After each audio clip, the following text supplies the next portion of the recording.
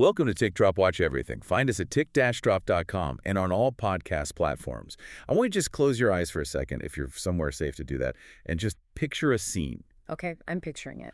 You are floating in a zero-gravity module. You're hurtling around the Earth at like 17,000 miles per hour, and you are literally watching the sun rise and set 16 times in a single day. Which is honestly deeply disorienting just to even think about. All right, okay, now blink. Instantly, you're transported back down to Earth. It's a sun-drenched, blacktop basketball court in 1989. Oh, man. Okay, quite a pivot. You're watching a kid reach down to aggressively pump up the oversized orange tongue of his Reebok high tops right before a pickup game. The absolute peak of 80s sneaker culture. I can literally hear that exact sound. Hold on to that. Now blink one more time. Yeah. Suddenly, you are in a completely hushed, pristine Swiss atelier. It's dead quiet. A totally different vibe. Completely. Someone in a white coat is painstakingly polishing a tiny, microscopic piece of metal that absolutely no one will ever see once the watch is closed. It's wild to think that those three totally different universes all collided in Geneva this year. They really did. And if you're listening right now wondering what a spaceship, a vintage sneaker, and a Swiss monk have in common, well, that's exactly what we're getting into today. Yeah, the mission for this deep dive is to look at the 2026 Geneva releases and figure out why the traditional watch industry is fracturing into these extreme, hyper-specific niches. We are essentially watching the death of the standard luxury watch. I mean, brands are realizing that just making a nice steel sports watch isn't enough anymore. You either have to lean into pure tactile emotion or you have to engineer for literal orbit. Yeah, there is absolutely no room for the generic middle ground anymore. You really have to make a choice. Right, so let's start with the extreme functionality side of things. Yeah. Because the IWC Pilot's Venturer vertical drive is, it's an absolute beast. Oh, totally. A complete beast. It's a 44.3 millimeter crownless white ceramic case. It's got this ceratanium bezel and a white FKM rubber strap. Honestly, when I hear terms like ceratanium and FKM, my brain sometimes just, tunes it out as marketing speak. Sure, which, that happens a lot in this industry, but with this watch, those materials are highly intentional. Ceratanium isn't just a buzzword, it's a proprietary alloy. Okay, so what actually is it? They take titanium, right, which is light and tough, and bake it in an oven until the surface basically transforms into ceramic. Wait, really just bakes into ceramic? Yeah, so it feels like titanium on the wrist, but it's completely scratch-resistant like ceramic. And that FKM rubber, that's fluoroelastomer. Fluoroelastomer. Okay, quite the mouthful. Right, it's the exact same stuff they use in aerospace gaskets, because it can withstand massive temperature swings and chemical exposure without degrading at all. Okay, so it's genuinely built for extremes. But the thing that immediately jumps out when you look at it is there is no crown. None at all. Which has been the standard way to interact with a watch for over a century. Why just rip it off? Well, because in zero gravity, a protruding crown is a massive liability. Really? How so? Think about it. When astronauts are floating through tight, pressurized spaces aboard a module, they're often wearing bulky spacesuits with thick gloves. Anything sticking out from the wrist can snag. Oh, that makes total sense. Yeah, you could tear a suit or rip out a delicate wire. It's a legitimate safety hazard up there. So IWC just engineered it completely out of existence. So to replace the crown, they built this vertical drive system.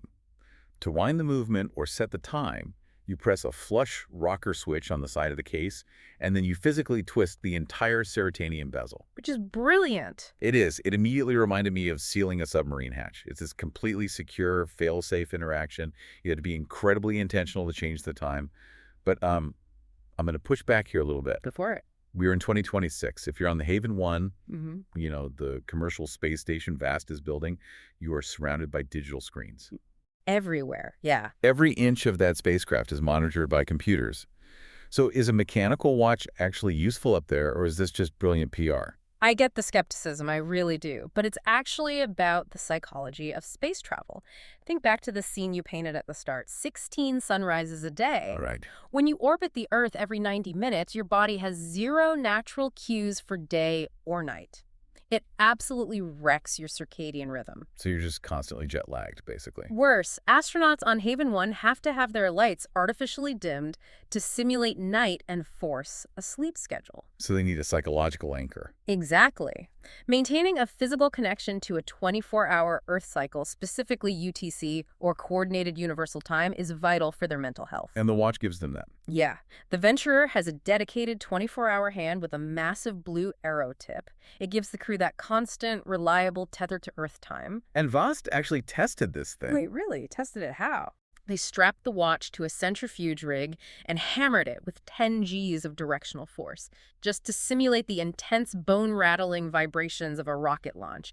It is fully certified for human spaceflight. Okay, that is literal life or death engineering, which honestly makes it even funnier when we pivot to the exact opposite end of the spectrum. Oh, yes. The nostalgic rebel. The H. Moser and C. Streamliner Pump. The absolute ultimate expression of not taking yourself too seriously. It's pure playfulness. I mean, the case is made of this mottled matte material called forged quartz fiber. Which, by the way, is a fascinating piece of material science in itself. I bet. How do they even make that? You know how carbon fiber is made with woven carbon threads? Right. Forged quartz fiber takes actual quartz silica threads, chops them up, compresses them in a mold under immense heat and pressure, and then injects them with resin. That sounds incredibly intense. It is. And it ends up being lighter than glass fiber. It's entirely UV resistant, so it won't yellow over time. And they even house an internal titanium skeleton inside it just to protect the movement. So let me get this straight. They're using bleeding-edge aerospace materials to build, basically, a sneaker tribute. Pretty much, yeah. Because instead of a winding crown, there is a literal bright orange anodized aluminum pusher on the side of the case. A Reebok Pump. An actual Reebok pump. Yeah. They took their automatic movement, the HMC 500, and fully re-engineered it into a manual wind caliber, the HMC 103. Just so you could physically pump the watch to charge the mainspring? It's so crazy. You press it, and one pump equals 1 hour of power reserve. Yeah. You can even watch a little orange bar on the dial move up as you do it. It's so tactile. It is. But look, I have to ask you, you were paying tens of thousands of dollars for horlogerie. Yeah. Does slapping a 1989 sneaker gimmick on it cross a line into being tacky? You know, I think if literally any other brand did it, yes, absolutely. But this is the core of Moser's identity. They lean into that kind of thing. Exactly. They are the self-proclaimed cool kids of independent watchmaking. They take the mechanics incredibly seriously, but they refuse to be stuffy about the culture. So you don't think it cheapens the watch? I don't think it cheapens it at all. It's a brilliant reminder that luxury should actually be fun. It's sophisticated engineering that leaves room for a little insolence. Sophistication that leaves room for insolence. I really like that. And that brings us perfectly to the Parmigiani, Fleurier, Tonda, PF, chronograph mystery. Oh, yes. The Parmigiani. Because if Moser is a loud orange smile, Parmigiani is, well, is a Mona Lisa smirk. It's the ultimate stealth wealth illusionist. It really is a total sleeper watch. You look at it, and it's a classic 40mm steel watch. It has a platinum knurled bezel. The dial is completely uncluttered, skeletonized rose gold delta hands, and it has this texture, barleycorn guilloche. Yeah, barleycorn guilloche. And the thing about that is, it's not stamped by a machine. It's hand done. Totally. It's this mesmerizing, tightly woven texture that is literally carved directly into the metal dial by hand. They use a century-old rose engine lathe. Oh, wow. Yeah, it requires a craftsman to manually guide the cutting tool to create those tiny, tiny interlocking waves. So it looks like a beautiful, simple two-hand dress watch. No subdials, no busy tachometer scales anywhere. They're very clean. Until you press a tiny teardrop pusher hidden at 7.3, and suddenly 3 rhodium-plated chronograph hands that were perfectly hidden underneath the main hands, they just instantly snap out to measure time. It is a crazy magic trick. It really is. Yeah. But I struggle with the logic here a bit. A chronograph is supposed to be a tool for quickly measuring elapsed time, right? Hey. If you hide the hands, doesn't that defeat the entire purpose? Well, sure, if you view a luxury watch purely as a utilitarian tool, but I think we're way past that. The Caliber PF053 is an absolute masterclass in mechanical flex. Okay, break that down. Building an integrated chronograph is already one of the hardest things to do in watchmaking, like, period. Yeah, that's pretty well known. But building one that actively hides its functionality, that requires unprecedented architecture. Because you have to route the power around the main hands without actually moving them, exactly. Yeah. Normally, a chronograph uses a single clutch to engage the stopwatch mechanism. The Mysterio uses a highly unusual triple clutch system. Triple clutch? Yeah, it has one vertical clutch and two horizontal clutches. Okay, break that down for me, because I hear vertical clutch all the time, but I don't really know how it differs in practice. Okay, so think of a horizontal clutch like two gears sliding sideways to mesh their teeth together. Okay, I'm picturing that. It works, but sometimes the teeth don't align perfectly right away, causing the second's hand to stutter or jump when you start it. Right, you see that little skip sometimes. Yeah, exactly. A vertical clutch operates more like two plates dropping down on top of each other, almost like a stamp. It engages instantly with zero stutter. Ah, so it's smoother. Much smoother. Parmigiani uses the vertical clutch for the instant start, but then they use the two horizontal clutches to reroute the mechanical energy sideways. Just to hide the hands. Right, bringing 5 coaxial hands, meaning 5 hands, stacked on a single central pivot together at the center of the dial. And it manages all of this with 362 individual components. That is just staggering engineering, just to do something so subtle. But that's the whole point. Michel Parmigiani actually started his career as a restorer of antique historical timepieces. Oh, I didn't know that. Yeah. And when you spend your life restoring the greatest mechanisms in history, you learn profound restraint. The Mysteria isn't trying to scream for attention across a crowded room. It's more of a personal thing. Exactly. It's the ultimate private complication. The magic is a secret just for the wearer. That idea, making incredibly opinionated, specific choices, it seems to be the thread tying this entire year together. And it's not just the independents, even the traditional heavyweights are doing it. Oh, for sure. Take Tudor's 100th anniversary release, the Monarch. Such a fascinating move from them. Right. It brings back that 90s integrated bracelet swagger. It's got a 39mm faceted case, a dark champagne California dial. Beautiful dial, by the way. Seriously. But the real story is what they did to the movement. The MT56622U is a master chronometer certified by Metis.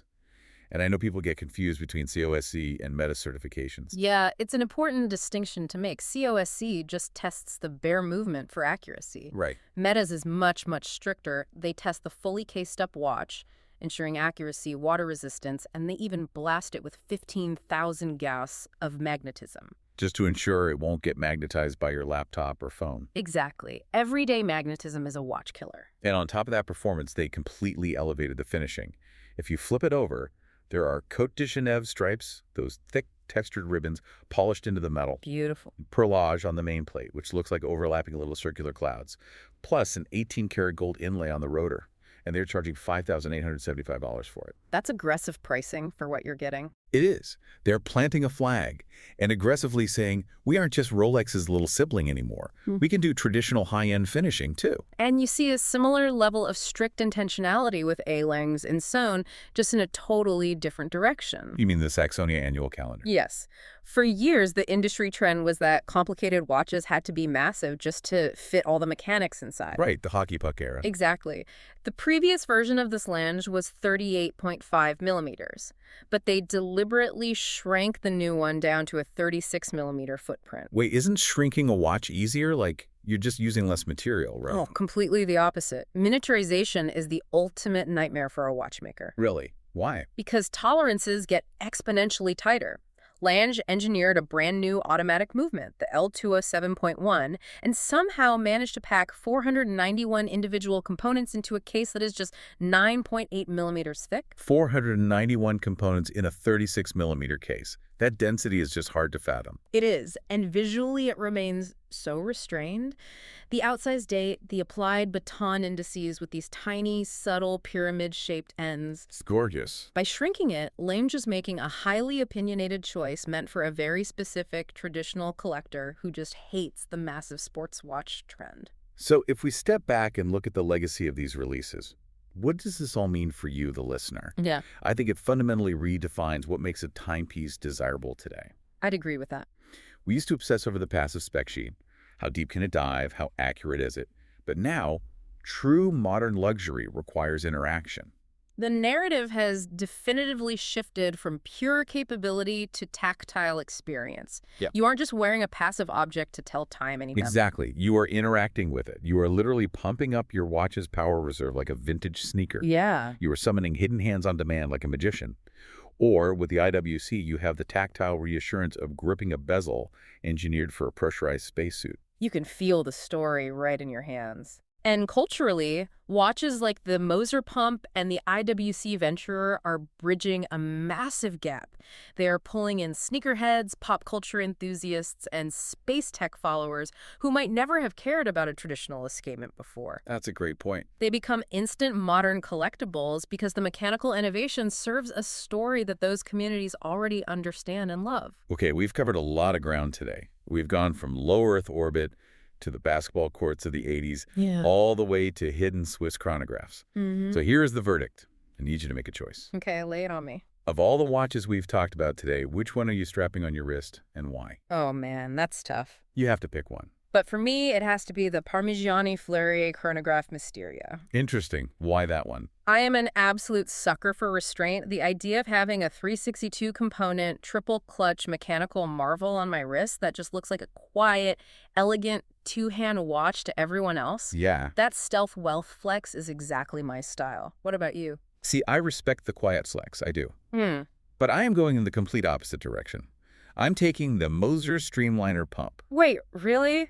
You're going with the sneaker pump over the space watch. 100%. Yeah. Look, the world is serious enough. The idea of sitting in a boring, stressful meeting and just discreetly pushing a bright orange button to pump up my watch's power reserve. It is pretty great. It's joyful. It doesn't take itself too seriously, and I desperately need more of that. I can't argue with that. It definitely brings a smile to your face. It really does. But before we go, consider this as we push further into 2026. AI and digital screens are taking over literally everything we do. Our lives are completely virtual. True. So maybe these watches aren't just telling time anymore. Maybe they've become our last physical anchors to reality. Think about it. The more virtual and untouchable our daily world gets, the more extreme, tactile, and interactive our mechanical toys need to be just to make us feel something real. That's it for today's Tick Drop. Find more at tick-drop.com, and we'll see you next drop.